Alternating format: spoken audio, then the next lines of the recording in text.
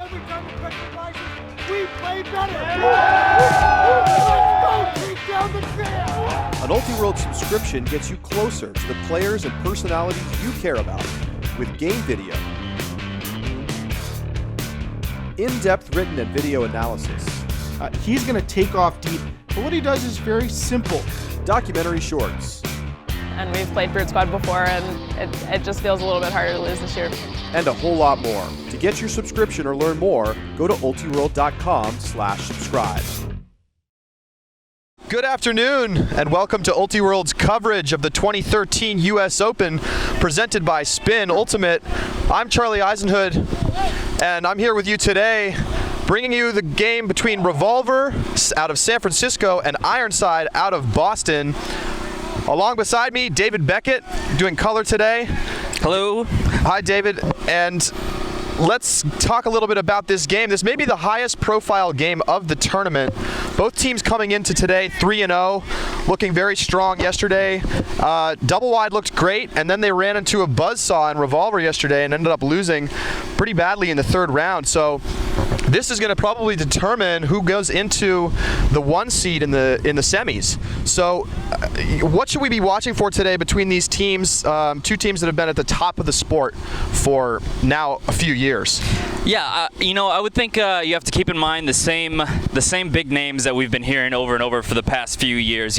Each team has their own set of all-stars that are well known in the Ultimate community, especially Revolver there. You have big names like Bo Kittredge and Mac Taylor who have been around for a long time. So I'd look for those guys to do damage like they have been for years on years, especially Sam Canner on the D-line as well as Russell Wynn on the D-line, making some noise for Revolver. Otherwise, for Ironside, I would expect to, they've had the same number of guys on their team for quite a while now as well.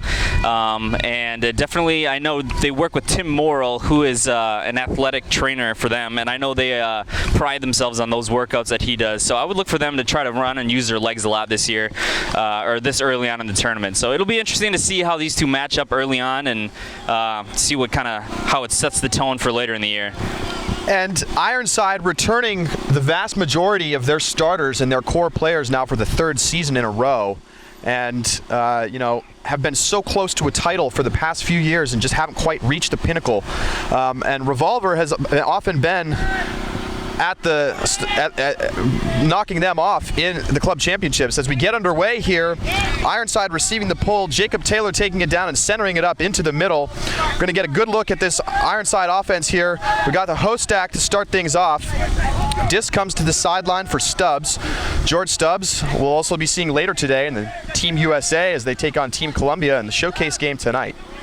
Disc comes back into the center, and it's Rebholz looking deep, going to the end zone, and a big grab right on the line from Alex Capinos, and he will punch it in for the score to Stubbs, and it's 1-0 Ironside, looking good on offense there. Yeah, that was a pretty simple O right there.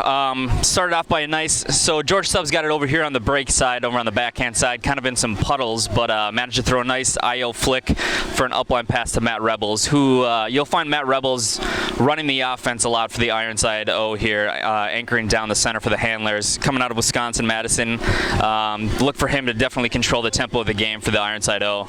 But threw a huck there, a little bit shallow, but a nice pull down there by Capinos. So, I would expect both teams to try to really work the break side because obviously all these guys have the throws to be able to do that. So I would expect them to really try to clamp down on the marks. And we're going to want to watch out for this still very potent Revolver offensive line. Revolver losing a lot of their key players from their past couple of championships, and called this year not a rebuilding year, but a refocusing year. They've looked very sharp here early on at the U.S. Open, and of course this will be their biggest test so far. Yesterday, Josh Wiseman was the standout player for the offensive line, racking up yards. And I would say quickly, go to Ultiworld if you're not on the website already and take a look at our statistical preview of this game. We've been keeping really detailed stats on all of the top teams at the tournament. We have some really cool insights into these two teams and how this matchup is going to play out. Wiseman yesterday getting the most all-purpose, that means throwing and catching yardage yesterday. So here comes the Revolver offensive line. They work it onto the flick sideline, and then a quick drop in the middle. And those are the kinds of things you can have happen early on in a day and early on in your season. I believe that was at number 9, Cassidy Rasmussen. Believe so, and it's now Brandon Malachek, better known as Muffin in the Ultimate community, picking up there, and it'll come back to him on the sideline. Looking upfield, just running a simple vertical stack. Nice no start. dump, typical Ironside offense, and they're going to get it into the end zone, punch it in for the score. Nice play. Seth Reinhardt bringing it down in the end zone for the 2-0 lead over Revolver. Yep, and I believe, so as you can see there, they just moved it over to the break side, and then Muffin threw a nice I.O. flick touch. I believe that was to Rusty Ingold-Smith, who then continued that break side for the goal there. Yeah, I mean, I don't know what else you can kind of say there when you have an easy drop near the end zone like that. It's something you need to cash in on, and Ironside definitely was patient there, took their time, and worked it in. But those are the types of turnovers you definitely can't have. Yeah, a nice easy underdrop there. 10 yards out of your own end zone. Not much to say about that, I guess. Just it looks like a just slight miscalculation there. Yeah, and that's the kind of stuff that you just sort of shrug your shoulders and move on from. And a team with the caliber of Revolver is not going to be fazed by that. Right. Yeah. Then again, this game could end up being decided by 1 or 2 points. Those things are important. Right. It's not going to determine this game so early on. Yep. But Ironside with the 1-break lead here. And it's going to be interesting to watch how Revolver's defense changes throughout this as they adjust to the various offensive looks from Ironside. And there's a slight breeze right now, kind of coming crossfield, a slight crossfield breeze. Nothing that is really going to shake these throwers too much with their expertise, but just to note. And here comes the pull. It's up. Teddy Brower-Jarvis putting it downfield. It's going to come towards the sideline and out of bounds. So that'll get centered up for Revolver at the brick mark. You can see the field's a little bit muddy and sloppy in parts. It's been raining quite a bit here. It was pouring before this weekend, and we've actually been pretty lucky to avoid most of the rain. There was a short 20-minute downpour yesterday afternoon, but it's only been drizzling today. So sunny now, warm, humid, and here comes the Revolver offense. Another little bit of a dicey throw there. Kittredge underneath. He's going to go up the sideline, and now they're going to attack the end zone. It's going to be contested. Wow, yeah. And a nice block in the end zone by Misha Sidorsky. Yeah, that was another underthrown huck right there. We saw Ironside do it on the first possession, but that one definitely got D'd there. It'll be Ingold-Smith picking up for Ironside. Yep. It's Ashlyn Joy on the mark. He's going to come into the middle for Christian Foster. Foster's going to put it deep. Wow. He's got a receiver, Brower-Jarvis, downfield. Is he going to get there? Wow. Yes, he is. That is very impressive. That was a fantastic throw right there. Perfect throw and good speed there from Brower-Jarvis, and the conditioning you pointed out at the beginning of the broadcast we can already see on display. Yeah. And that throw there by number 11, Christian Foster, he's a Carleton alum, graduated a few years ago. He was on that Carleton team that dominated over the past couple of years, making it to the finals, I believe, 3 years in a row. And knowing Christian from the North Central region, normally he favors his backhand huck. Don't really see a forehand huck a lot out of him, but that one was absolutely perfect, right on the money. So Ironside is definitely taking advantage of these turns early and capitalizing on those, putting these breaks in. So, wow, it's already 3-0, and obviously this game isn't the whole tournament here, but you want to definitely set the tone right at the beginning, and Ironside is definitely doing that right now. Last year, Ironside only had 1 loss in the regular season. They lost to Portland's Rhino at ECC in early August. A little bit of a strange game. They had traveled all the way to the West Coast, and it was the first game in the morning. They lost on Universe Point, and then later dominated Rhino later in the tournament, sort of sending a message, and they did not lose again until the semifinals at the club championships. And that's been the story for Ironside. Total dominance throughout the season, and just can't quite get it done at the final moment in the finals or sometimes the semis. 3 finals appearances in the last 5 years. It's impressive. Here comes a pull, a very good one, floating down nicely right into the back of the end zone. Brandon Malachek there, Muffin with a pull. Disc comes through the middle to Wiseman. Wiseman's going to swing it out to the outside. looking, and it's going to come ahead to Devin Anderson. Anderson centering the disc. Now it goes up the field. Moving better, the Revolver offense now. Ashland Joy. Yeah. And now going to the end zone. Wiseman looking into the end zone for a completely open receiver. Perfect throw there, too. That's Anderson with the goal. And Revolver now on the board. It's 3-1 Ironside. Yeah, that was a nice offense right there. You can definitely tell they were kind of seemed a little more calmed down compared to the other points. They just took their wide open unders, worked the break side a little bit, and just took the open shots and worked it all the way down the field. So that huck definitely was not underthrown there. It was perfect wide open space. So that was great by Revolver there. Yeah, and I think you'll see number 27 for Revolver, Ashland Joy, who is, I believe, is the captain this year.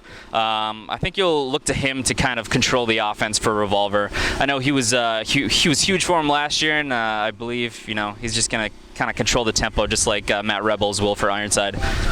Absolutely. So Revolver offense, as expected, getting over some early jitters, just a couple of execution errors, and now we're going to get into the meat of this game. I think it always takes a little bit of time, especially at this point in the season, so early. But these teams both just set their rosters within the last 3 or 4 weeks, and have been practicing together only a little bit. And this will be the first time we'll see Revolver's D-line on the field, I believe. So obviously some faces that we're seeing out there now that we haven't seen them earlier in the game. I believe we got Sam Canner out there, and is that Mac Taylor out there as well? Pull comes down to Ironside. Gets centered up for Rebels. He's going to pivot, getting to the sideline for Taylor. Taylor goes ahead to get Danny Clark. Oh, and now we see the drop from Priel on the sideline. And so Revolver is going to get their chance off of just a little miscue from Ironside to get one of these breaks back. 3-1 the score. Comes into the middle. It's Dahlman with the disc. Dahlman putting it out into space. Danny Clark and playing good defense, but Canner makes the grab. Canner looking for Kawaoka, but then goes to the sideline for Gilligan. A lot of poaching in the end zone from Ironside. Comes to Kawaoka, captain. He's going to throw a scuba whole way across. High release break there. Nice throw. Ooh, deciding to look off the wide open dump there. Stall's got to be getting high. And they're going to swing all the way over to Canner. Yeah. And it's going to go straight on the strike cut. It's a great cut there from Taylor. And Taylor's going to punch it into Kawaoka. Oh. And we have a pick call. Oh, I believe it was a foul call, actually. I think, yeah. Push off called? I believe Mac called a foul, and I think Ironside was arguing that he called a foul before he threw, but it looks like they just conceded there. They agree. All right. Observers rule that is a score. So Revolver does get a break back. It's 3-2 here early on in this first round today at the U.S. Open. And earlier today, the reason we're getting such a late start, it's a little bit after noon here on the East Coast. There was a convention, I believe it's still going on, at the Tournament Hotel. A lot of vaunted names from around the Ultimate community giving talks about various topics ranging from nutrition to athleticism to mental game. And one of the exciting draws of the U.S. Open, all of that. You're watching UltiWorld's coverage of the 2013 U.S. Open presented by Spin Ultimate. Yeah, so we get to see the Ironside offense get back out there on the field. We get to see a few of the ex-Hodags out there who look for Jim Foster out there right now, who will be probably one of their main cutters, as well as George Stubbs out there, a Harvard grad. I would expect those two to kind of initiate the offense downfield, and like I said earlier, look for Matt Rebels to kind of control. Matt Rebels is one of those players who I believe doesn't get as much hype as he should. He definitely has all the throws in the books. His deep shots are usually pretty darn on the money. His break throws, he's got everything. But so I mean, a bunch of those guys have played together for a long time, and obviously it shows out there when they're all working downfield together. And for Revolver out here, is that Bo on D-line there? Number 6 on the line? Yes, it absolutely and there's is. Sam Canner with the backhand pull. Nice big pull, both of these teams with And I gotta tell you, after commenting for the AUDL forever, these fields look so small right now. That's right. We've been watching the pro season, and both of these teams have players playing in the pro leagues, mostly in Major League Ultimate, as they go to the end zone here. Another perfect throw out into space, and that is Stubbs with the goal. Beautiful throw. Alex Capinos, I believe, threw that one. Yep. Alex Capinos, number 84. Wow, that was just a perfect throw. And good luck out throwing George Stubbs. I don't think that's really possible. So he easily runs that one down. 4-2 the score.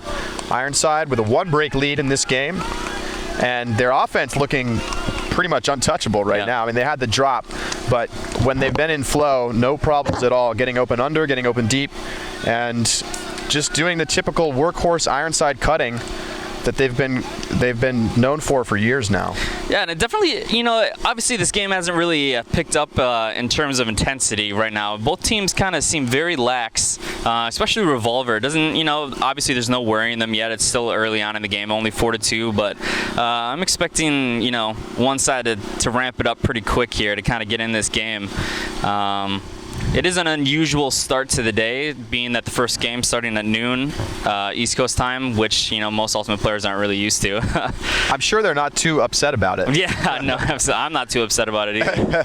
And as I was saying before, both of these teams have a lot of players playing in Major League Ultimate, so this is not exactly the start of their Ultimate playing of the past few months. They've really been playing since May, many of them. So we're going to see some of that better conditioning and maybe just more crisp throws, and we've already seen a pretty high level game here, just a couple of mistakes, and it's going to come down to which defensive line can start to dictate a little bit better against the other.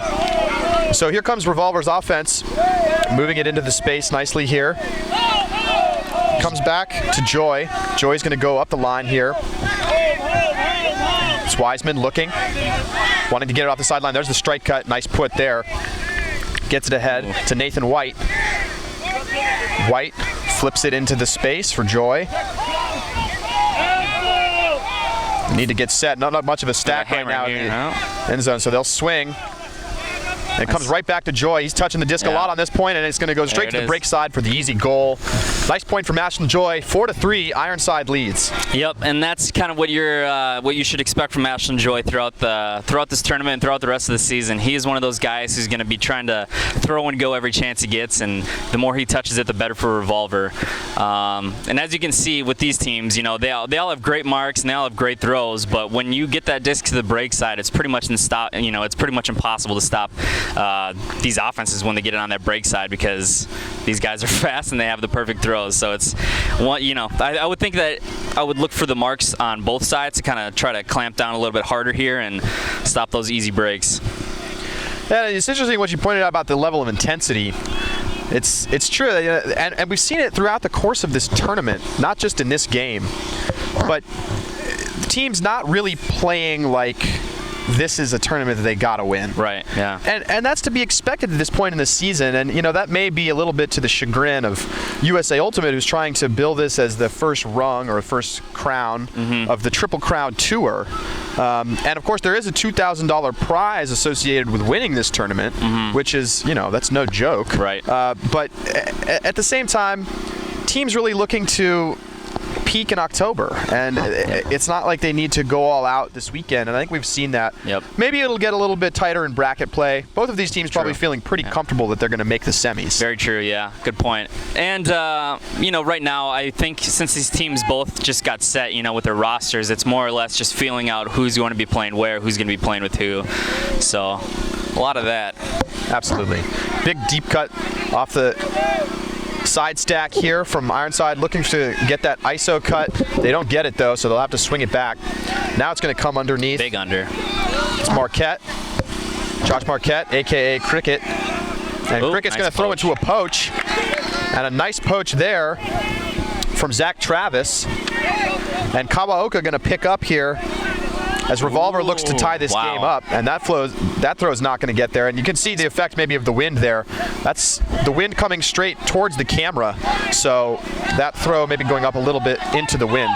Now going deep. Doesn't look like that throw's going to come back in though. Nope. And it does not. So Revolver will get another shot at the break. It'll be Kawaoka heading to pick it up. Yeah, that throw by Kawaoka earlier there, it almost looked like it was very nonchalant. He didn't really expect anything of that slight breeze there. He didn't really step into it as much as he probably should have. And it popped straight just up. popped straight up. Even, popping it up over Mac Taylor is not an easy thing to do either. And you will notice all the puddles in the field here, which will affect downfield cutting as well. We did see a lot of players falling down yesterday. They have dried out a little bit. They were very wet yesterday, a lot of standing water, but no more. And then another questionable throw from Revolver. It was Taylor with the turn there, I believe. And so now Rebels getting it ahead. Somehow that throw connects with Capinos. It's like a changeup. So Capinos going up the field to Cricket. And we have a stoppage. Oh, yeah. Rebels got hacked on that one there, and I don't think anybody really expected that to be complete, but fluttered its way home. So the disc will now come back to Capinos on the pick. 4-3 the score. Ironside leading Revolver. Now coming to the outside. Oh, man. Taylor not putting it up to the open deep cut, and now we have another turnover, but there's a call. Rebels bumped on the mark. I believe that was following Tim Gilligan there in Revolver. Yeah, they're definitely playing him very aggressively. Was that a TMF there? May have been. Yeah, he number 99 too Gilligan. much bumping. Yeah, he's been playing Rebels very aggressively there, which is a smart thing to do though. Comes to Clark. Clark gonna dish it up the sideline. Capinos there with the disc, I believe. Capinos getting it in the center. And so now we're seeing a little bit more sloppy play from both teams. Not quite connecting. Yeah, so maybe that's why Revolver decided to play a little more aggressively on these marks here. Make them a little more uneasy on these throws, but try to put pressure on them. Disc comes to the middle for Dahlman. Dahlman, a rookie here on this Revolver team. Comes to Taylor. Taylor's going to go up the sideline to Marcelo Sanchez. Sanchez also a rookie. Oh, and now it's going to go to the end zone. Great throw to the end zone. Zach Travis with the goal.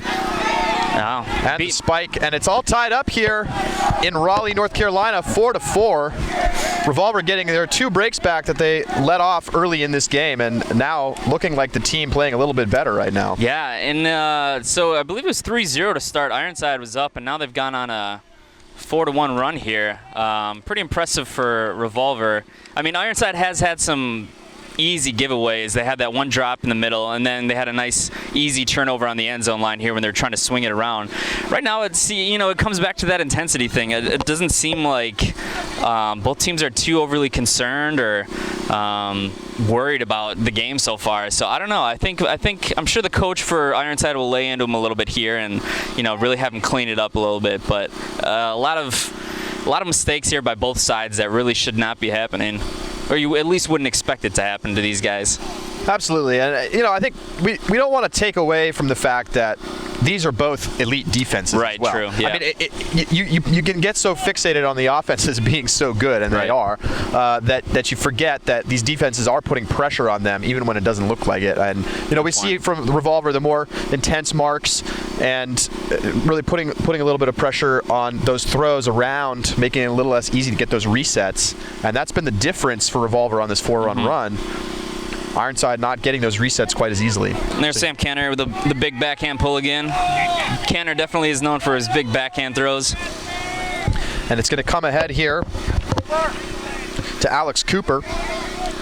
Cooper gets it up the sideline to Cricket. Cricket fakes, poaching the lane, but he gets it past him. It'll come back to Cooper. Cooper's going to throw the break to Rebels. Ahead to Capinos. Lots of hard undercuts, and now they're going to go to the end zone. It's going to float up. It's anybody's disc right now. 2 Ironside players, 1 Revolver player, and a great D in the back of the end zone. Nice play from Andrew Hagan. Yeah, it almost looked like he went up a little too early there, but sort of hung up there, didn't he? Yeah, wow, that was impressive. Extended that arm, reached back, and just got enough on tip on the disc to avoid that dreaded early jump. Watch it float over your head and watch. I suppose that's what the best thing you can do to try to make Jim Foster go up early as well, because he is a tall, athletic man back there. Hagan only 5'11", but making himself look taller on that play. So now Revolver's defense with the disc again. Ironside poaching the lanes a little bit. It'll come around to the outside for Devin Anderson. Anderson's going to put it deep. Some separation downfield. Maybe too short, but no. Nice grab there from Jordan Marcy. He's going to dish. And it's going to go into the end zone. Wow. Nobody downfield. Unmarked in the end zone is Eric Greenwood. And it's now Revolver on a 5-1 run, and they lead 5-4. Wow. Yeah. That was an interesting throw there by Bo, but Bo's not necessarily knows a thrower, but he can definitely get it done. And that was a nice little high release flick over the top to a wide open receiver there, and a nice layout bid by Jim Foster on Ironside for that D attempt there on that deep look.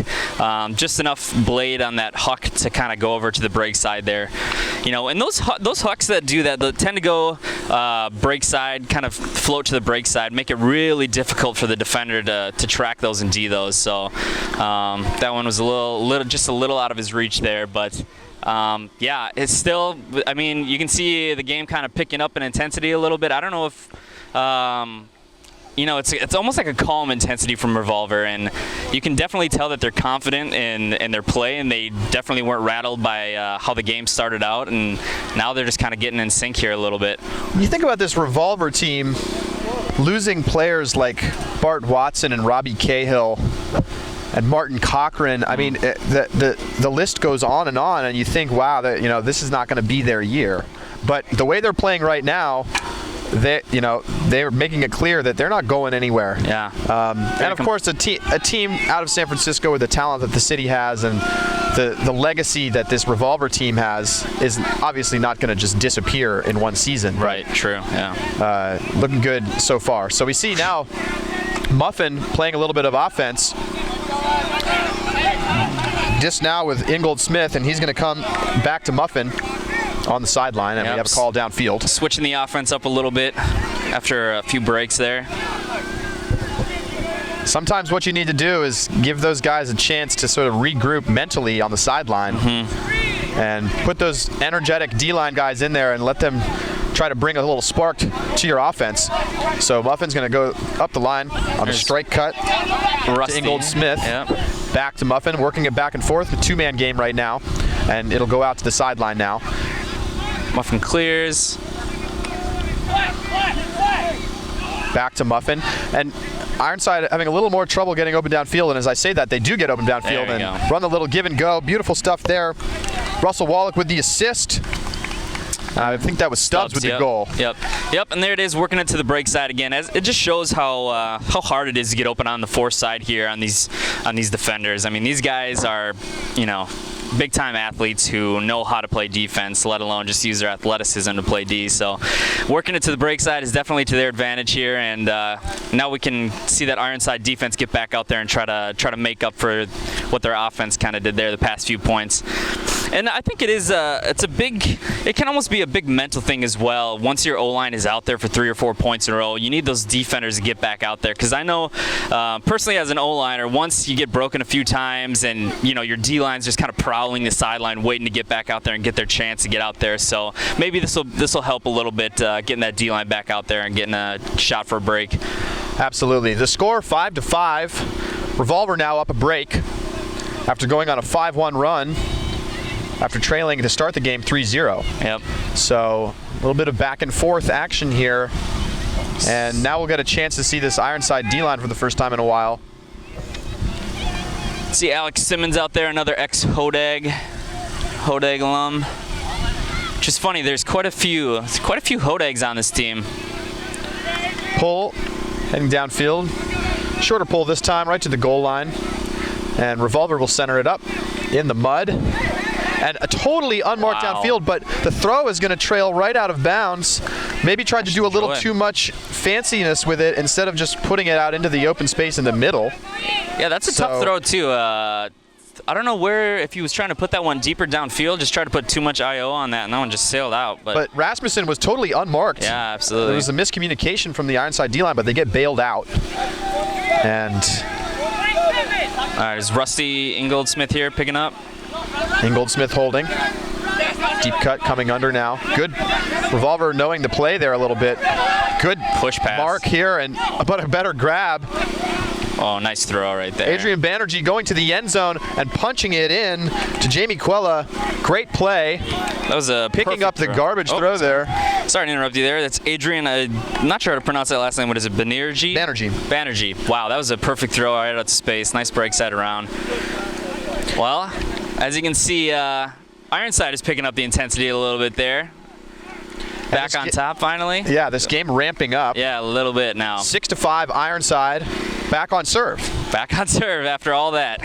So Ironside goes up 3-0. Revolver takes the lead and the 1 break lead. And now we're back on serve with Ironside up by 1, 6-5 the score. And as you point out, we are seeing slowly the intensity rising in this game. More high pressure marks. The high stall situation there that got cleaned up by Banerjee. And then he made a nice throw to the end zone. Yeah, man, it's fun to watch. You know, from all you guys watching at home, watching this elite level club is so fun. The points, as you can tell, never really last too long because whether they turn it over or not, someone's going to score pretty quickly. With the their throwing ability and with their athleticism, it's already 6-5, and I feel like this game has barely been going on here. So, but a lot of action so far, back and forth here in the first half, and a couple points till halftime here, and we'll see what happens. No timeouts have been called yet either. Just letting the players play it out on these runs. Super clean game. We have the 1 TMF. Yep. But nothing egregious. Yep. Just a little too aggressive on the physical, mark. And that's what these players. And if they've been playing in the Major League Ultimate, they definitely expect that. Yeah, absolutely. And a more physical game, without question. And coming from announcing for the AUDL, which is in the Midwest there, from Minnesota, the referees don't really call a whole ton of fouls, so I'm sure a lot of players got accustomed to playing really aggressive. Cassidy Rasmussen with the disc. He's going to swing it around to Nick Schlag. Muffin poaching. Schlag gets it to Wiseman on the sideline. And nice strike cut there from Kittredge. Oh, we want to throw that one. Didn't get it. Stahl getting high, but a nice strike cut there from Schlag. Schlag holding. Looking to get it off the sideline and does. Disc in the middle now with Joy. Bo's floating behind the disc there. This is a legacy line here for Revolver. Lots of big names for the team out there right now. Maybe know the importance of getting on the board on this point. Yep. Not letting Ironside sniff that halftime lead. And I know, I'm sorry to interrupt you there. I know that Bo likes to hang around behind the disc near these end zone plays because he likes to get it and throw one of those quick give and goes, throw it to a handler and then just roast up line real quick. So let's see if he tries to do that here.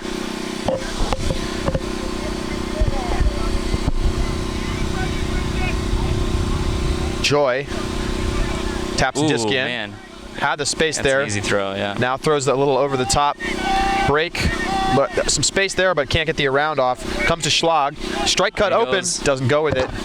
Maybe baiting a little bit, the Ironside defender. Go to the sideline. Now Schlag with the strike cut. Not there. Good defense here on the goal line from Ironside. Really forcing Revolver to take a lot of throws. That one's going to go all the way around. Now losing some yards here. Josh Wiseman going ahead in a massive layout D into the mud. Is that Christian Foster there with a nice D? Gets a huge layout, and yes, Foster getting a face full of mud. But you'll live with that one when you get the big play. And we'll be cutting that for highlights later today, no question. So now, Raul Jaris. Was an injury called there, I believe? And maybe he just has mud in his eyes. I might have, hopefully he's not wearing contacts because he may need some new ones after that. So he's going to head to the sideline, and yeah, they're going to pour water straight over his face as he tries to get the grit. Christian Foster, Seafill there, Carleton alum. Wow, that was a fabulous D.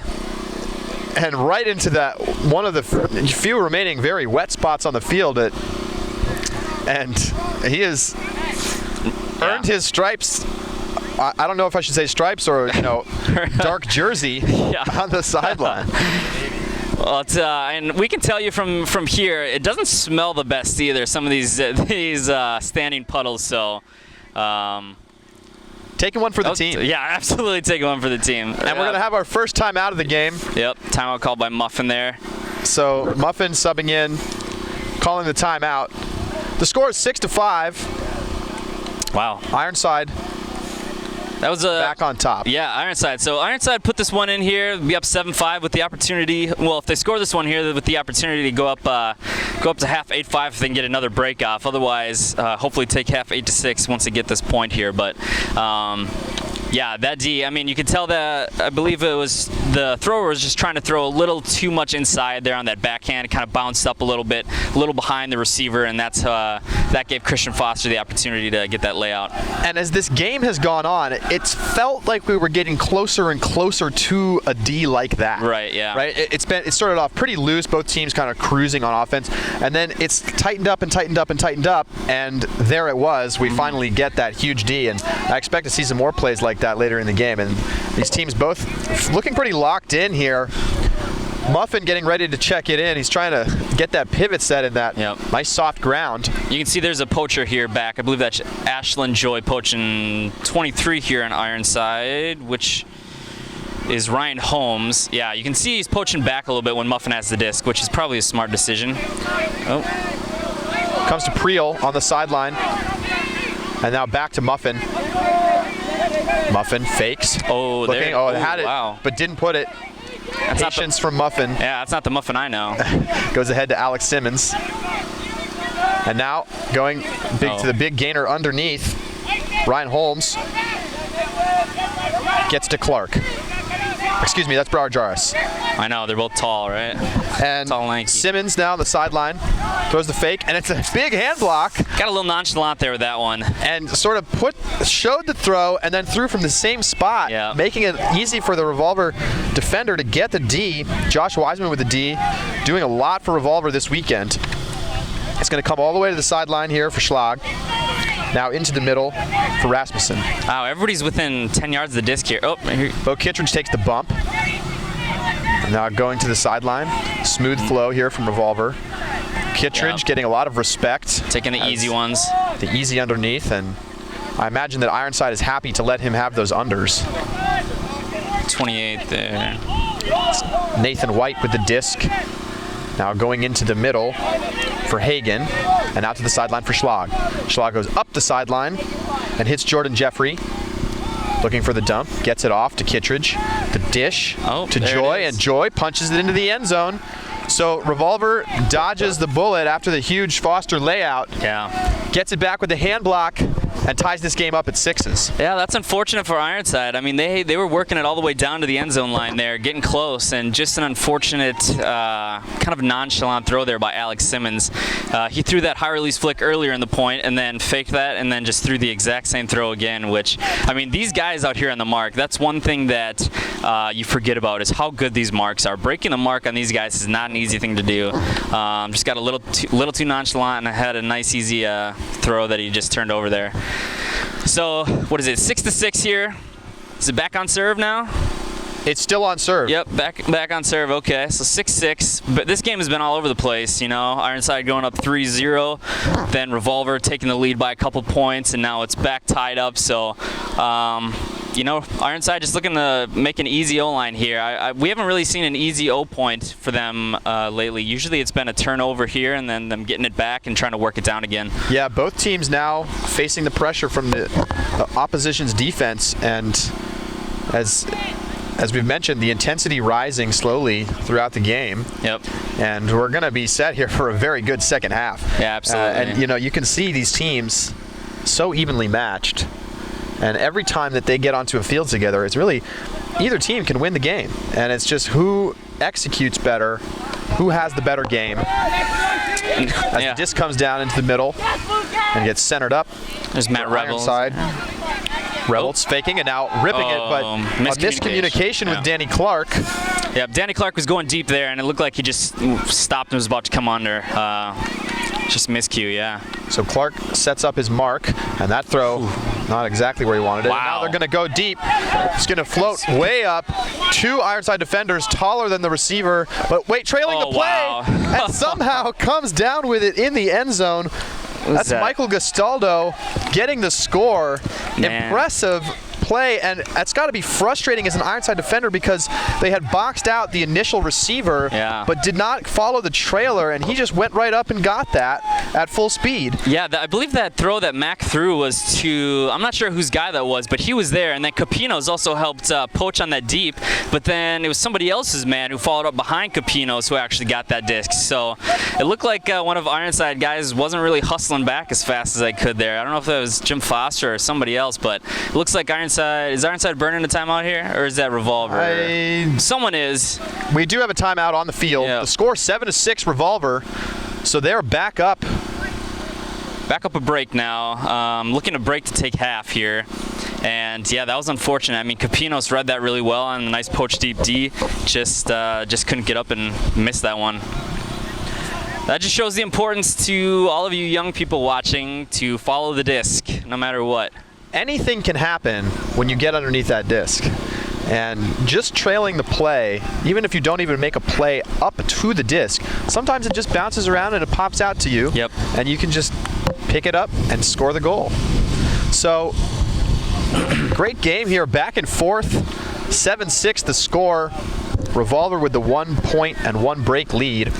Yeah, and that was, I think right now it's not even like Ironside is getting D'd when they're on offense. They're just making some mental mistakes here, turning it over. I think once they clean those up, they'll be back on track. But it just, can you name a big D by Revolver yet? It's really just been silly miscues and turnovers by Ironside so far in the O.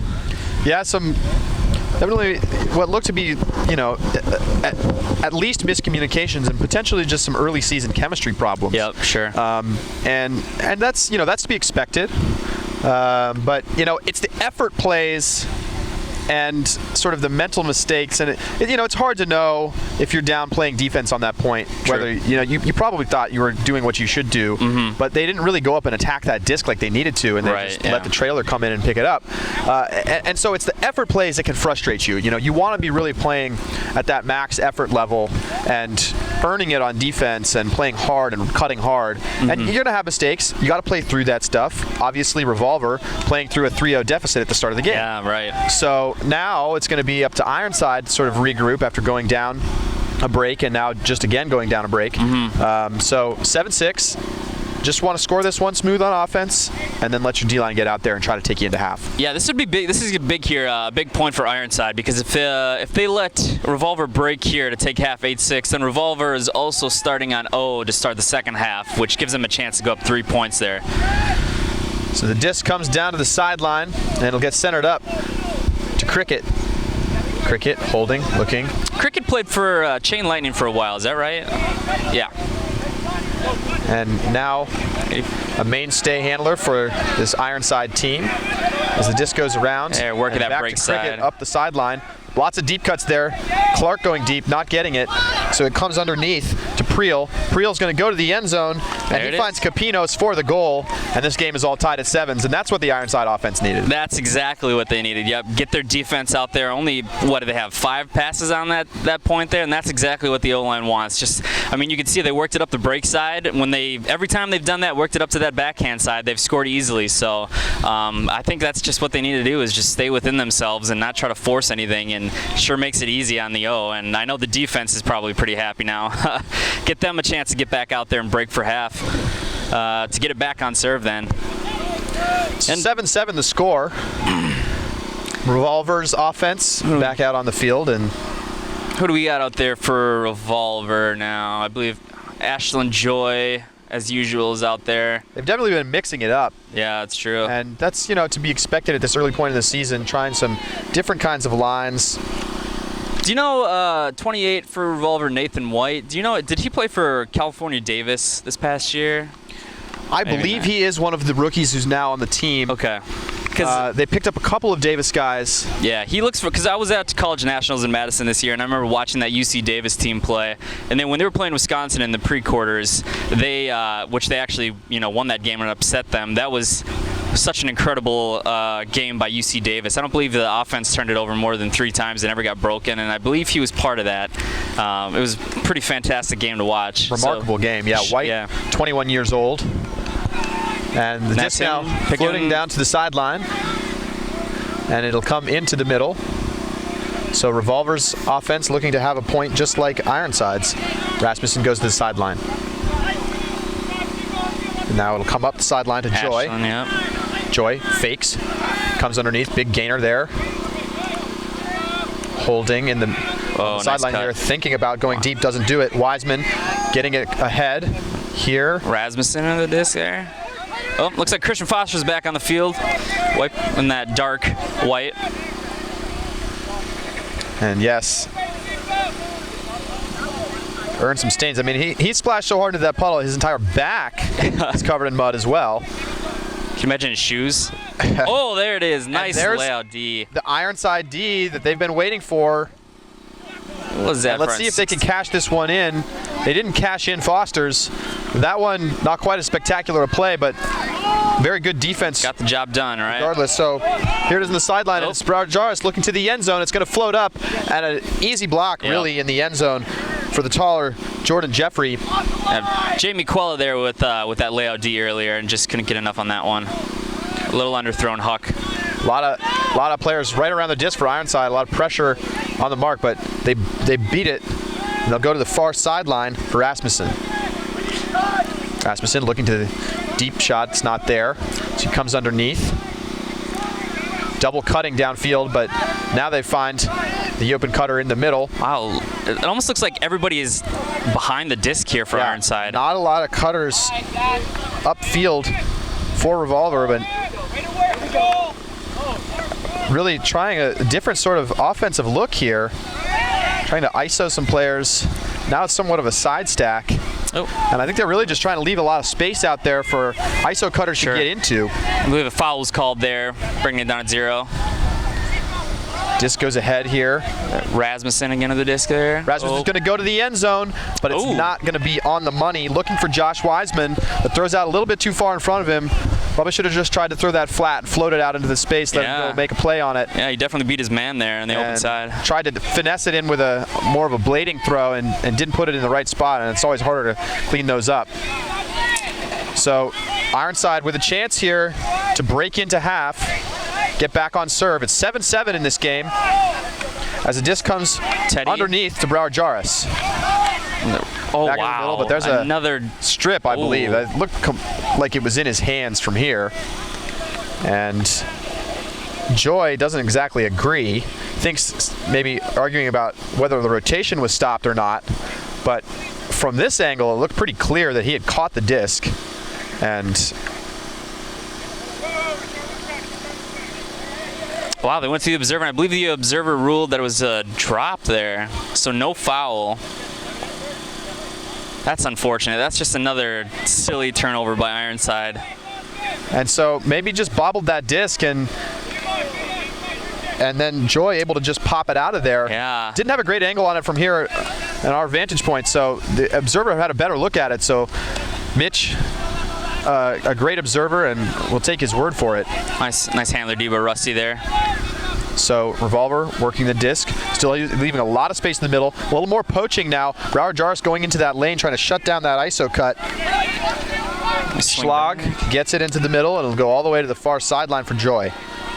I don't necessarily understand that poaching on the far handler. That's his only shot right there for a reset, so I don't really understand that, I guess. But he's on Ironside, and I'm not. Trying to avoid the upfield yardage. Oof. Almost gets the D. Not quite, though. So it's White with it. Gets it back into the middle. Slachet. Yeah, just taking the easy ones. There's Joy with the give and go. Nice drop off by Foster there. Wiseman, a lot of space, and now he's going to flip it into the end zone. That's a good throw. Yep. And they punch it in. Ashland Joy with the score. And it's 8-7. Revolver takes half. Every time we touch the license, we play better. Let's go, take down the trail. An Ultiworld subscription gets you closer to the players and personalities you care about with game video, in-depth written and video analysis, He's going to take off deep, but what he does is very simple. documentary shorts, And we've played Brute Squad before, and it just feels a little bit harder to lose this year. and a whole lot more. To get your subscription or learn more, go to ultiworld.com/subscribe.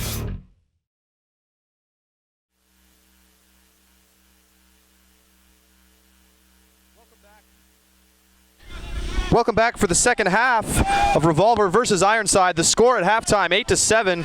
Pull just going up there from Ironside. And we've had a great game so far, back and forth matchup. And we're going to have to see what happens here. And what it is a quick turnover from Ironside that could nullify that break that they got coming into the half. Wide open cutter in the back towards the end zone, but they don't put it up to him. So we're going to watch Ironside now as they come down and try to cash in this turnover. Seth Reinhardt with the disc, and he's going to go into the end zone. Is it going to stay in bounds? Yeah, yes. There it is. Observer says, oh, but no, he can't hang on out of bounds.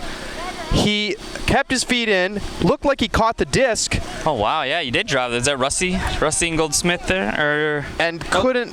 Sorry, Misha Sidorsky. And couldn't hang on there going out of bounds. And so that's got to be frustrating for Ironside. We'll see if their defense can get another turnover here.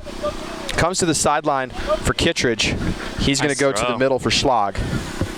Schlag throws it nicely up the sideline to Rasmussen, and Rasmussen going to the end zone looking for Devin Anderson. Wow. And Anderson makes the trailing edge grab. Great snag in the back of the end zone there. And Revolver, after the turnover on just a sloppy pass, they get it back and throw about 4 throws and get it into the end zone. Yeah, and they look at them. I mean, look at Revolver walking out there after that grab. They don't even seem that excited about it. And maybe that's just the demeanor of this team. But I mean, I thought he misread that one. But a nice read at the end there and snagged that one. But yeah, that's definitely unfortunate for Ironside. Having another one near on the end zone line there and just throwing a little too far to the break side. Couldn't hold on to it. So. Man, yeah, just easy drops and easy throws starting out this half as well. But I'm assuming they'll both clean it up pretty quickly here. 9-7 score. Revolver cashing in on that halftime lead.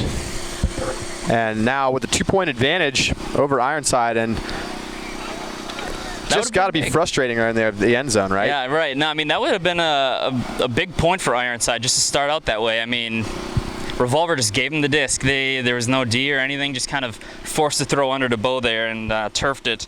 So, you know, you're not going to get a whole lot of those from Revolver. So you really got to cash those in, especially when it's that close to the end zone. But Ironside back out on the field here. Pull goes up. I believe that's Sam Cantor with the big outside in backhand. That's a nice one going all the way towards the back of the end zone. Jacob Taylor catching and centering to Alex Cooper. Here's Cooper. They're really poaching hard in these lanes, trying to take away those ISO cuts that Ironside likes to run off of these early sets. So it's a lot of swings here from the handlers. Good downfield pressure, really forcing them to try to swing back and forth in the wind that's blowing sort of straight into the camera. Yeah, the wind definitely picked up a little bit here right now. Great downfield D. It looks like a lot of poachy, switchy D. Taylor hits Stubbs. Here's Stubbs. Stubbs going to go deep. That's going to float way too low and with a little too much laser on it. Yeah, force that one. I wonder if he just got a little antsy because they were kind of stuck and stalling down there. So, yeah, that's another. We haven't seen Stubbs connect on a deep one yet today. I believe he's 0 for 2 here. Not a whole lot going on for the Ironside offense there. Didn't adjust well to the Revolver defensive change, really poaching the lanes hard, and they never really got it out of their own end zone. So now it's going to be Revolver's chance to go up by 3 for the first time in the game. Ironside led by 3 to start the game. Yeah. Comes to the sideline, and now going deep. Going to need a lot of speed to catch up to this one, and he's going to. Wow, yeah. Great rundown on the play. Is that number 10? Excellent stuff from Revolver. Who was that? 11? Zach Travis, maybe? And it did look like number 10 from up here, and not listed on the roster if it was in fact 10. Yeah, that's huge. Ironside is just kind of, I don't know. This is going to be a tough 3-point deficit for them to come back on here in the second half now. So the games, they started up 3-0, and now it's 10-7. So they're on Revolver is now on a 10-4 run, which is pretty substantial. I mean, when you look at these elite teams like this, you expect them to be pretty point for point, but 10-4 run is huge at this level. And Ironside really needs to start doing something here. I mean, they're not necessarily generating Ds. They're only getting the disc back on defense when Revolver seems to be making a mistake. So they really need to do something here. The thing is that they've had their chances. Right, yeah, for sure. They just had the chance in the end zone that they dropped. They had the huge Foster layout D that they didn't convert. They had the other layout D that they didn't convert. And, you know, these things add up over the course of the game. And, you know, it could just as easily be tied right now. Yeah, absolutely. These are the things that are the difference. How often can your defensive line convert when they get their chances? Yep. And it's not even like they've had to go the full field and they just, you know, haven't been able to work it down. Yeah, they've gotten all the way to the end zone and then haven't finished. Yep. And that's frustrating if you're a coach. Josh McCarthy, the Ironside coach, one of the great minds of the game. That's going to offsides here. Bounce, but it's going to come back regardless. Tried to sort of roll that one in on the line, but offsides on Revolver, so it'll come back. That's their first warning. And, yeah, I mean, even on those turns, they're not even necessarily working it to the end zone line. Revolver has been giving them the disc within 20 yards of their end zone maybe 3 times now we've seen, and they just can't put those in. And those are, I mean, like you said, it adds up, and it's definitely hurting them right now. You say let's say 3 points that Ironside has had a chance at the end zone, and they just, have an execution mistake. It's 10-7 Ironside. Yes, right. It's a 6-point swing. Yep. So this game still anybody's game, but now Ironside has to be careful that they don't fall into a big hole here. It's hard to come back against a team as talented as Revolver. Yeah, I mean, it's hard enough to get breaks on an offense like theirs. I mean, it's hard enough to get breaks in general, but on an offense like Revolver, that's tough. Another poachy downfield D here. Alex Cooper with the disc in the center. Kind of spongy. Oof. He's going to get it off, not super safely, but finds Cricket. Now it goes to the sideline for Clark. Clark dishes. Finds Priel going up the field. Good. Oh, what a nice, smart throw there to Clark. Cheeky. And that's the chemistry that you can only get from playing together for a few years. Right. Yeah, that was George Stubbs there with the lefty backhand, kind of almost like a no-look lefty backhand. See, that was pretty cheeky. Yeah, he just saw Clark going strike cut up the line and just put it out into the space and let him make a play. Yeah. Well, that's exactly the type of offense that they need. They need to get their D back out here, and they need to start getting some breaks. Otherwise, Revolver's just gonna, run them into the ground on O here. So hopefully they bring out a strong D line. They've been pretty much staying with the same D-line, it seems like, the whole game. And, I almost feel like Ironside, when they get a turn, they need to at least take a shot in the end zone. Right now, they're having a lot of turnovers under or in the backfield rather than taking a shot deep. If you get the disc on a turn here on their D-line, they need to at least take a shot in the end zone and give themselves a chance to score rather than have an easy, a kind of a short turnover. So, we haven't even seen Muffin huck it once, I don't think, and maybe they're trying to reel him in on that, but that's his game, and that's why he's on the D-line. Add some firepower. So. Well, I am going to say that he has been playing in Major League Ultimate with the Innova Pulsar disc as opposed to the Discraft Ultrastar. True. And I'm not going to belabor the point right now. Yeah. But let's just say that maybe he is reeling himself in, hasn't been able to adjust well back to the Ultrastar. A lot of backstory there. Yes. We'll leave it for another day. Yeah. And as the disc goes downfield for Revolver, gets caught and centered.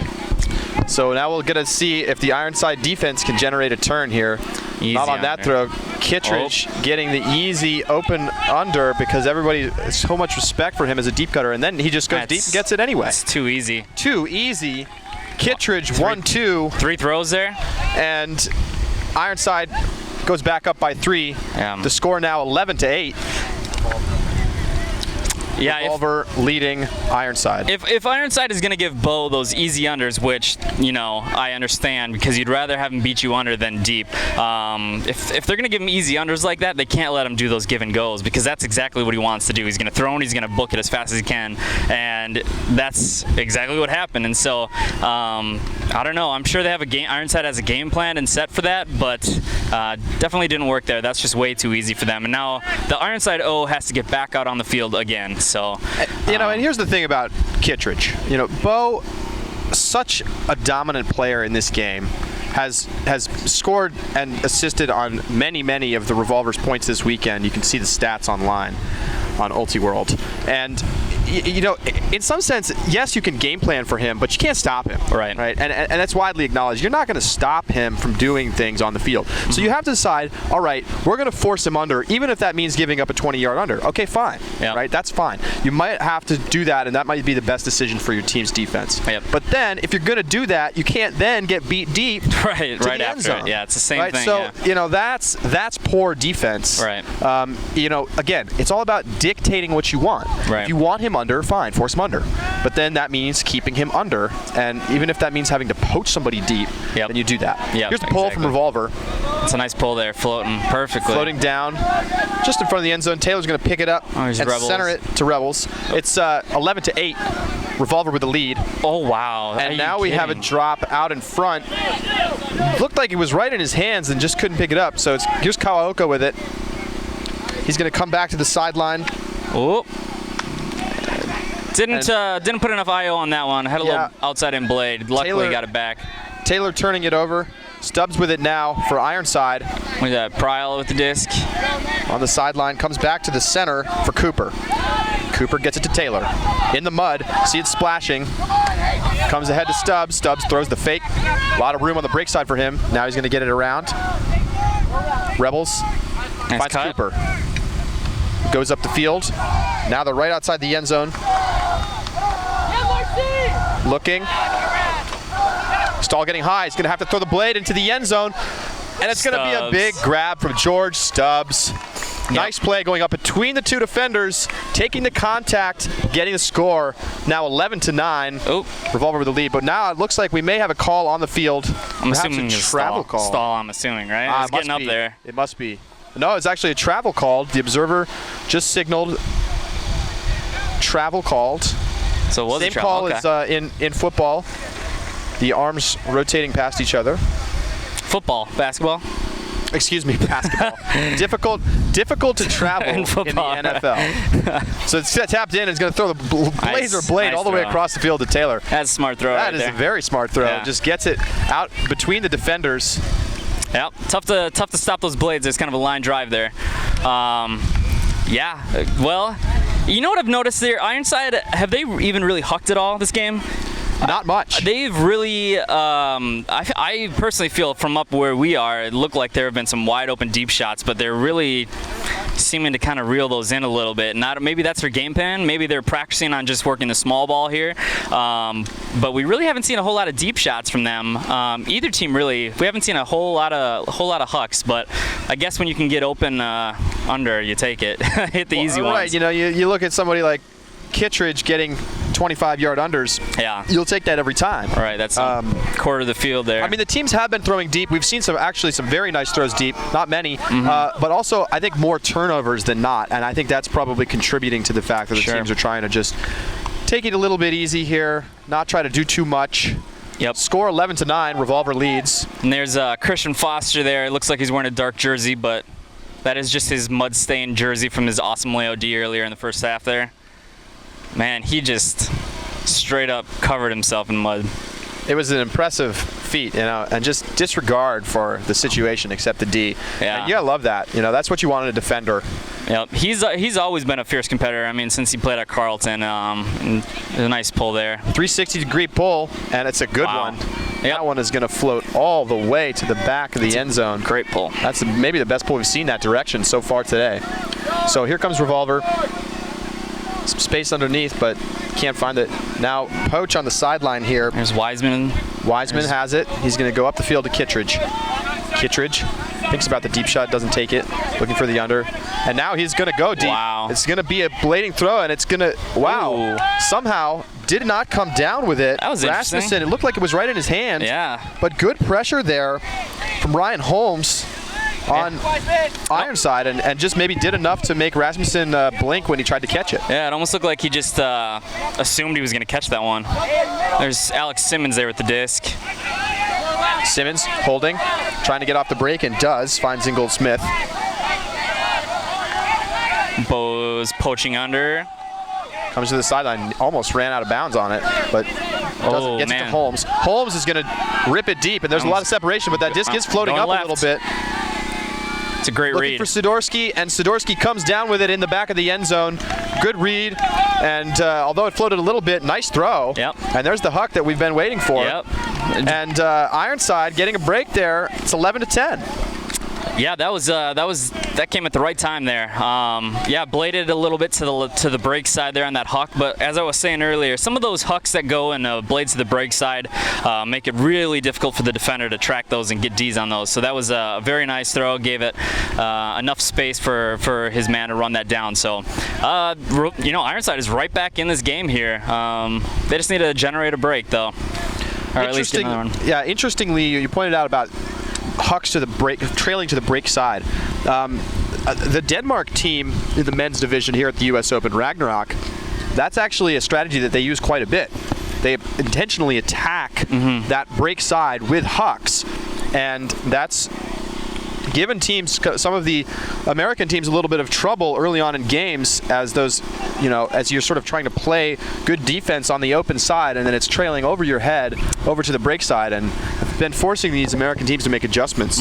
Yeah, I mean, that's just more yardage that the defender has to catch up on. So if it's blading away from them, that's just, it just keeps adding to the yardage that they have to run it down. So smart decision. That was a nice throw there, and kind of the first deep shot we've seen down on this end zone here. So maybe we'll see some more of that. Only down a break now. Revolver receiving now on offense. Muffin here with the pull. And Muffin's pull in the air. That's another nice pull. And it's an offsides call on Ironside, so that'll be coming back. So both teams now with one offside. Another will be penalized. If you go offsides when you're receiving the pull now, you'll start in the center of your own end zone with the defense getting a chance to set up. And if you go offsides while you're pulling, the opposition gets to start at the center of the field. Which would be a huge advantage. Yes, both a huge advantage. You do not want to go offsides again, and you can be sure now that they've each been warned, they will not. Yep. Here's a pull from Muffin. A lot of IO on that. And he actually threw it even a little bit better than the last one. Yeah. Kind of got a warm up and changed the angle of that throw that time. Nice put there. So here's Joy. A little poachy on the handlers there. Yep. Comes into the middle here for Devin Anderson. Anderson gets it ahead to Kittredge. Kittredge has really been wide open underneath this whole game. Foul called there, looked like. Ooh. And yes, there is a foul called on the mark, and I believe also on the catch. So it is currently a drop, but I believe that's going to come back. Muffin shaking his head, though, on the mark, saying, I didn't touch you. And the observer's going to convene here and talk about this one, because I think there's a call both at the catch and at the throw. Yeah. It sounds like Muffin's trying to argue that he fouled him way after he released it. So it's foul downfield. Okay. So it won't matter. It's going to stay down here. Rasmussen, I believe, with the disc there. That's then, right. Rasmussen is going to check it in here. Is that Wiseman? Here's McNaughton in coverage. McNaughton, an Ironside rookie. Standout Harvard star this past season. And we got a pick call downfield. Wow, they are far apart from each other right there. Wiseman has the disc on the sideline. Maybe also an injury here. I believe so. It looks like Adrian Banerjee is going to head to the sideline. Who's that coming in here? Misha Sidorsky? Is that a hand? Yeah, I believe so. Yeah, Sidorsky replacing him. The double friction gloves. Have you played with the friction gloves? I have, and we're actually working right now on a glove review. We've actually used 3 or 4 different types of gloves, and gotta say I've tried it once. Not sure about them. Not sure about them yet. The thing is that each glove has its own sort of profile, and some, at least for me, affect my forehand more than my backhand, or vice versa. Right. So I kind of like different ones in different situations almost. Kittredge on the sideline, goes up the field. Finds Joy. Joy is going to get it back into the field, and yes, we do have a pick call on the field. Yeah. Everybody's just kind of slopping around in that part of the field. You can see it's getting chopped up more and more. Muddy down there. People actually coming in to set a mark, jumping, sort of jump stopping into the mud, so that they don't have that chance to sort of run and slip in it. Very soft ground in that half. Yep, that one's coming back here. So Muffin was picked. We'll come back to the sideline. Nathan White there on the dump, I believe. Yep, 6'4". And they're going to go to the end zone. It's low throw. And now is there a call? There's a call, but oh, that's it. The observers mark, yes, that's up. So that's a score. There was a little bit of question from the Ironside players of whether that disc was up or down. But yeah, Mitch Dengler says, yes, that throw was up. And so that puts Revolver back up by 2. It's 12-10. Yep. Revolver leading Ironside here in this pivotal first matchup of the year. I don't know if I should call it pivotal, but certainly pivotal at this tournament. Right. Going to decide most likely the 1 seed heading into semifinals, and just a chance to make an early statement about where you are in the season. And yeah, and guarding Bo there, that's the one thing you want to take away near the end zone for Bo is that upline cut, and that's what he does. Like I mentioned before, is he hangs around the handlers near the end zone line there, and he loves those give and goes. He loves those strike cuts up line. So that's the one thing you got to take away. I would completely back off of him, give him the swing around. I would much rather have Bo have the disc outside of the end zone, let him try to throw something than to let him roast you up line. So that's the problem with Bo, though. It's just so easier many ways said to than beat done. you, right? Yeah. Because if he has the disc in his hands, he's so tall that he could throw over the top of you and get easy breaks into the end zone. I think a lot of players would agree with your assessment, though. Like, make him throw, right? Right. He's not as effective a thrower as he is as a cutter. Right. But easier said than done, right? And the thing is, he's just developed his throws so much in starting out that now you can't win. Right. Yeah. You just can try to contain. Right. And that's what teams try to do. And I would say for the most part, it's been decent from Ironside. They got beaten pretty badly that one time when he made the deep cut, but the give and go there, yeah. He hasn't killed them in this game. Right, yeah. But let's see what the offense can do for Ironside here. Disc in the center, going out to the sideline for Cricket. Cricket thinking about the deep shot, but instead hits the undercut. Capinos there. Capinos holding, goes up the sideline to Stubbs. Stubbs in the slot. And he's going to throw the hammer over the top, and that's a perfect throw to Taylor. And that's great work from Stubbs. And I don't know if you would call that a huck, but that's one of his longer throws today that's been on the money. The last one was laser turnover, fast. So. Yeah. Well, the Ironside offense here, these past couple points, is definitely clicking. They're doing kind of doing what they're wanting to do now. They're playing small ball. They're working it up. They're getting their open unders. They're hitting hands. They're not dropping them like they were before. So it's just too bad that it's kind of clicking a little late here. They're only down 1 though. A break gets them right back in it, and they're tied up. But they're gonna have to outscore Revolver here 4-1 if they want to win it here. Right, like if they want to win it right? at 15. Yeah. So games to 15 today is 12-11, Revolver leading. And so at a minimum, Ironside is going to need 2 breaks to win this game. Yeah. And so we'll have to see what they can do here. We don't have a clock around here. There is a clock on the showcase field that shows us when the soft cap will be going on, but we'll be listening for the horn. It should be here pretty soon. 12-11 the score. Revolver leading by 1. It's been a back and forth game, and Ironside has sort of cut this lead down. They were down 3, and it was looking a little bit bleak here early in the second half, and now well, it's 1:20 here right now, so we're about almost an hour and a half into the game. When does the soft cap go up? Is it an hour? I think it's probably 90 minutes. 90 minutes. So we've got about 10 minutes. We've been relying on the clock for the most part, so I haven't sat down and looked at the tournament rules, but 90 minutes is pretty standard. Yeah, sure. So 12-11 the score. Revolver on offense here. Ironside looking for a break, needing one to tie it up. And you can kind of hear the Ironside defense on the sideline talking more. This has been missing the whole game. They're actually talking to their defense now. Pretty nice switch there, but they do get beat underneath. And now it comes to the sideline for Kittredge. Kittredge doesn't have any options upfield right now. 7, Stahl's getting high, and Kittredge is going to throw it. I think that was down. That sure looked down to me. And it was a nice play, but it was down. It hit the ground before he got his hand onto it. Yep. And so Kittredge frustrated with himself. Stahl was getting high there. I believe it was around 8 or so. Yeah, it was a high stall, but maybe a little bit more panicked than he needed to be. Had a cutter there, just needed to throw the flat flick and threw a little blade. Yep. And so now Ironside's going to get their opportunity, and it's funny that we mentioned trying to make Kittredge throw. Yeah, exactly. They did that and got the turnover. So Ironside hasn't really been able to cash in on these opportunities. Wow, Kittredge gets it back. It's like, hey, I'm going to go get it back right now. You've got to love that from a player. Kittredge using his Man. length and height to extend and get that layout D. It's beautiful stuff. Yeah, those are harder layout Ds to get on a handler too, because it's a quick burst of speed for those layouts rather than a downfield one. But Ashland Joy you can tell he wanted that back. dumps it back. And now, a miscue again. I don't know if it was a miscue or if it came off his hand weird in the slop, and they're going to go to the end zone. Good speed from both players, huge layout. Nice grab. But a better play, not in though, so they're going to have to dump and try to put it into the end zone. Fakes the hammer. Simmons looking and going into the end zone. Ooh, a lot of contact. A little egregious there, after the catch. They're okay. All right, they're talking about it. He's going to get pumped up after that. And takes the contact and one after the catch. Yeah, and there's a break. That ties it up now, right? 12-12? It is tied, 12-12. Wow. Seth Reinhardt, great play to clean that up in the end zone. And Ironside getting exactly what they needed there.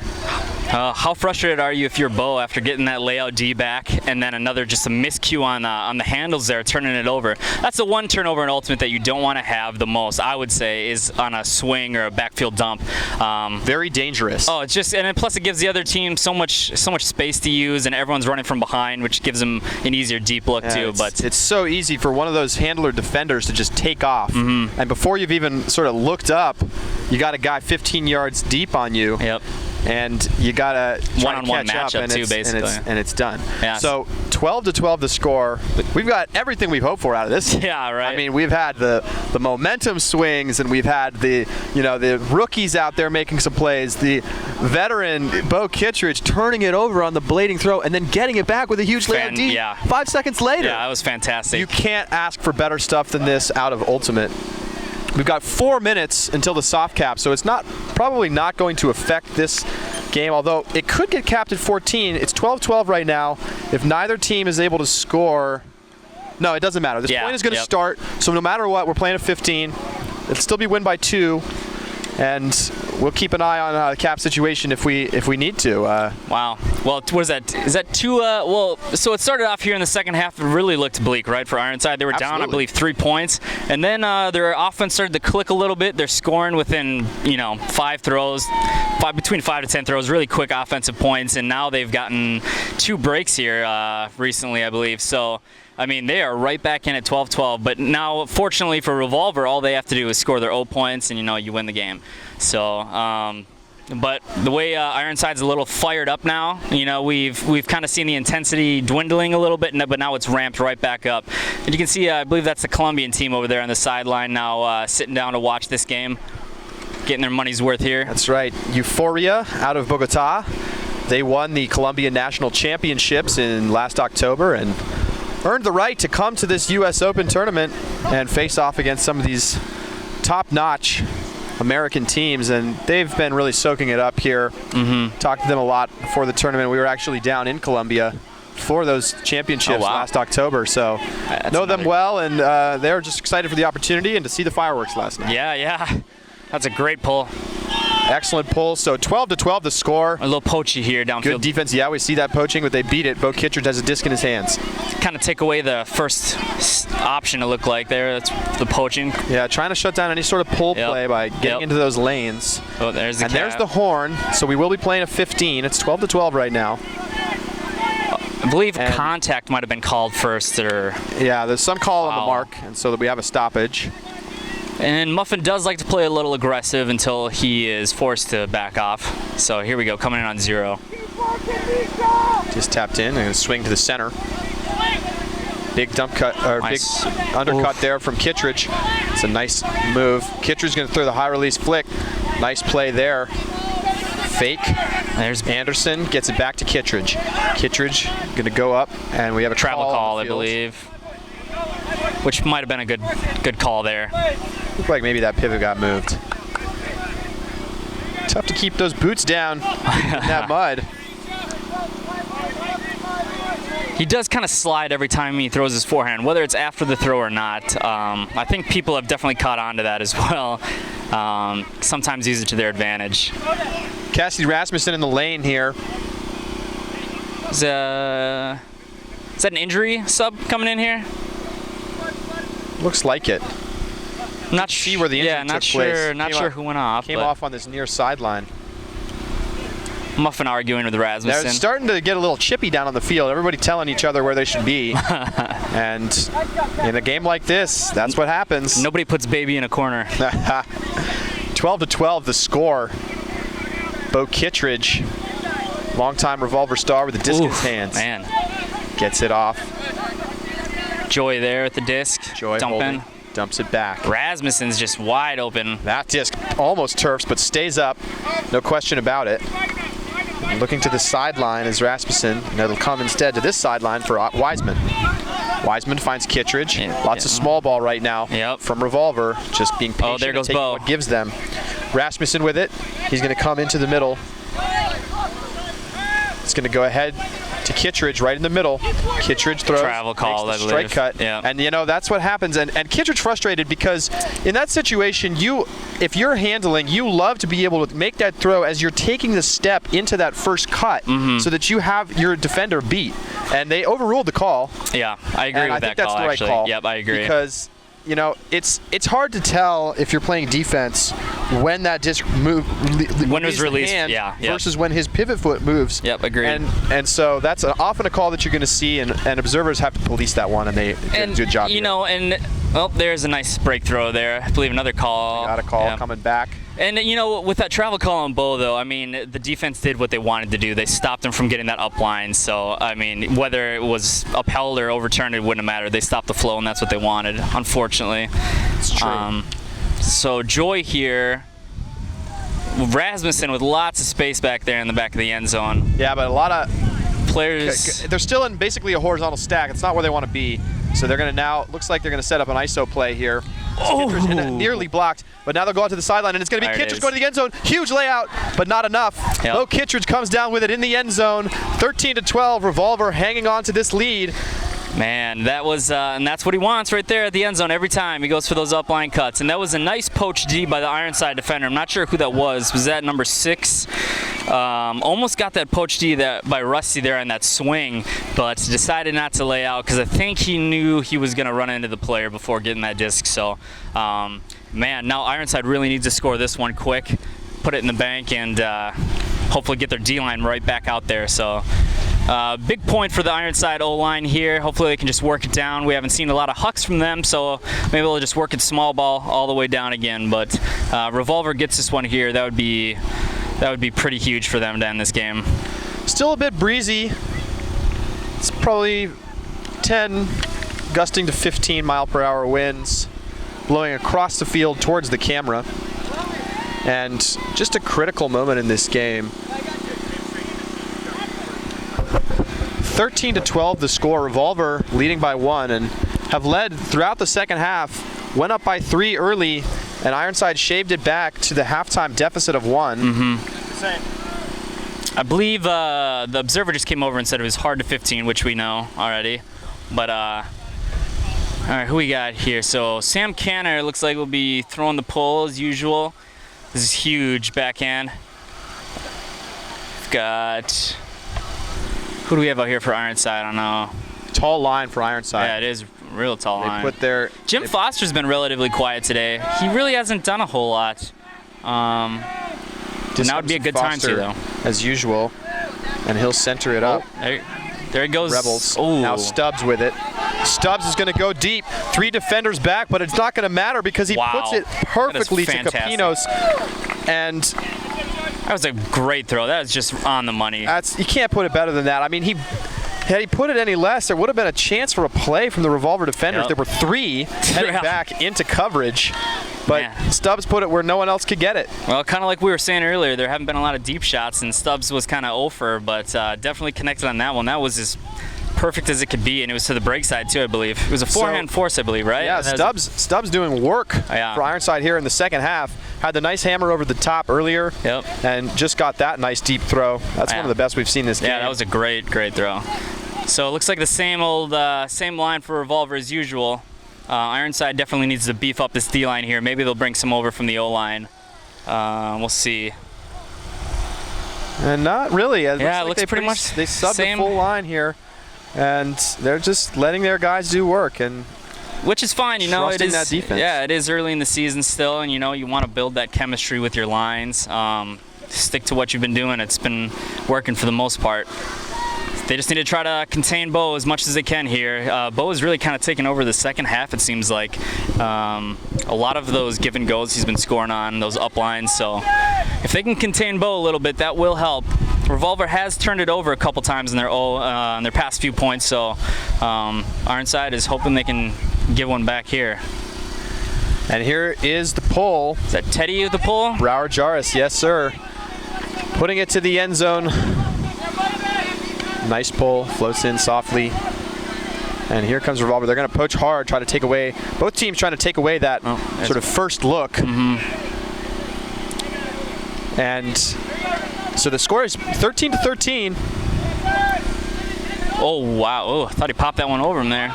And there it is. There's a deep shot by Joy. Looking for Kittredge, and it's all Kittredge right there. You're not going to make that play. Too easy, right? Russell Wallach in coverage, but it's just, if the disc is out in front of Bo Kittredge and you're behind him, you're not going to get the disc. He's just too good in the air, too tall, too strong. And it's 14-13. Revolver now on the doorstep. And but really the fundamentals haven't changed here for Ironside. They need another break. Yeah. They've needed it the whole second half. Yep. And Wallach isn't a bad defender by any means. I mean, Wallach is a great defender, and that just goes to show how fast Bo is. And like I was saying right before this point, it's all about shutting down Bo. This second half has been huge for him. I'd like to see the stats for Bo this second half here, but I mean, this is obviously a huge point for Ironside. Hopefully they can just put it in right away and get their D-line right back out there. But that is just way too easy for Revolver's O-line, and that's exactly what they wanted. We'll be able to take a look at those stats a little later today. Yeah. We have live coding down on the field with an iPad and using the Ulti app system to track statistics live for the first time. We've got all of the top teams at the tournament being tracked, so we're going to be able to not only track things like scores and assists, but to track things like how much yardage players are gaining. That's interesting. And and then you're able to start to look at things like how good is a player playing defense. Sure. And that's some of the exciting work that we're working on right now here at Ulti World. Yeah, that's awesome. Hope you're enjoying our coverage here today. Sunny and warm here in Raleigh, North Carolina. This is our coverage of the 2013 U.S. Open presented by Spin Ultimate. And it's 14-13 Revolver. Ironside's offense needing a score. It's going to be Cricket picking up this pull. And the wind's picking up a little bit here. It is breezy right now. Cricket with a nice backhand. Pinos. Oh. Danny Clark stretching. Pinos goes underneath Stubbs. Stubbs has been rock solid here in the second half, and now we have a bump call on the mark. Stubbs wants the stoppage, so he'll call a foul and not the contact. Probably a smart foul on the defense there. Danny Clark was stretching it deep with Stubbs, their best thrower. Wind definitely picking up. It's up to about 25 miles per hour right now. And there's Rebels gusting a little bit. Here's Rebels. Looks, go up the sideline. That's Taylor. Taylor. Nice IO. Gets it to Cricket. Getting there. Throws the fake, looking back to the center. Taylor's not open. Wow, easy. But Rebels is. Yep. And they punch it in. Nice offense from Ironside, not phased by the wind. Yep. Kept it up on the break on the break side, up on that sideline where the upwind. The upwind sideline as well, which makes it a lot easier to throw the disc. So, is this Universe here? Yes, it is. Now down 14-14, kind of the game that we all expected and hoped for. Wow, yeah, this has been a fantastic game so far. Up and down, back and forth, all over the place. So you can't draw it up any better. No, you yeah, really this is what we wanted. You got the two of the best teams in the world. Yep. Facing off at this new premier event in the USA Ultimate's Triple Crown Tour. Both teams not only looking to win this tournament, but looking to make a statement here early in the season and make other teams take notice right now. People are watching to see what happens in this game. Yeah. And we got a timeout call. Everybody's setting up for this final point. It can't get any better than this. Yep. I'm assuming that I'm going to go ahead and take a guess here that Ironside is going to bring Stubbs on the D-line here for this point.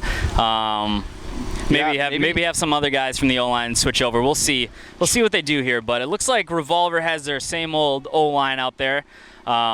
With Rasmussen and Bo kind of leading the way for that O-line today. And very solid handler play from White, and I believe that's Joy as well. So those are the four guys who are kind of been leading the way for Revolver's O-line. And then, of course, number 6, what's his name? Wiseman, as usual. Very reliable offensive cutter here. So let's see who we got for Ironside. They're still sort of coming onto the Looks line like here. Alex Simmons, Christian Foster. Doesn't look like we've got any offensive substitutions. Is that Stubbs out there? Oh, maybe he's at 5. It looks like, yes, that is. It's probably a wise decision to have Stubbs out there. So, and we see Coach Josh McCarthy out there talking to his team.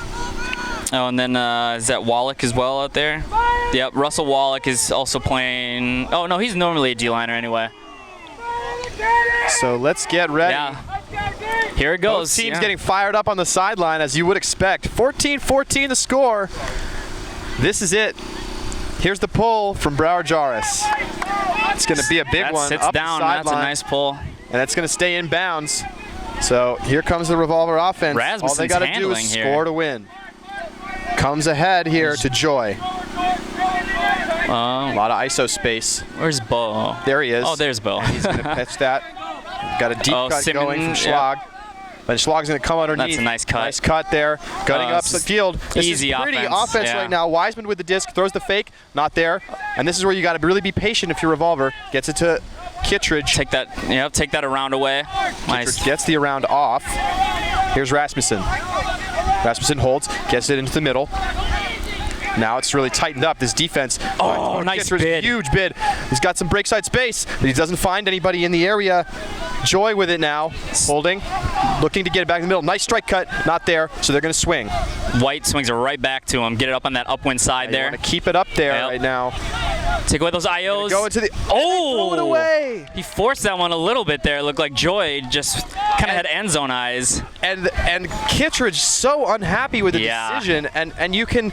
That's fair. You know, you get it all the way up there, and it's just like I said, you've got to be patient. And they tried to punch it in, and they don't do it. So now Ironside with the opportunity to win this game with the final break. Yeah, that would be huge.